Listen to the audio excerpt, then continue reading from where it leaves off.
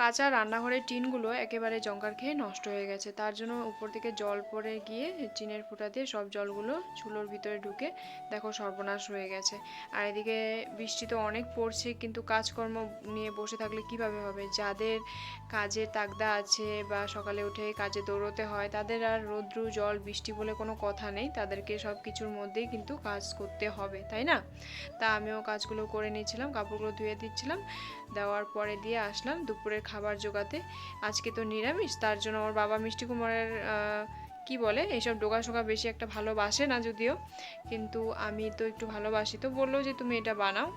আর ও একটু পাতা সাতাগুলো আলু দিলে ওইসব খায় আর কি একটু একটু, তো তার জন্য একটু তুলে নিলাম। আর এদিকে বাজে দেখো কয়টা, মানে কাজ করতে করতে আজকে 11:30 বেজে গেছে। এখন এই যে স্নান টান পুজো সেরে নিয়ে আসলাম, একটু তিতা করলা আর হচ্ছে আলু সেদ্ধ দিয়ে ভাতটা এখন খাবো।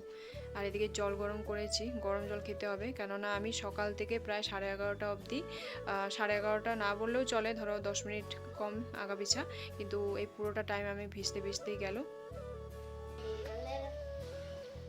এই টুকি, টুকি, দেখি দেখি, টুকি তোদেরকে আটকায় দিছে এখানে, হ্যাঁ?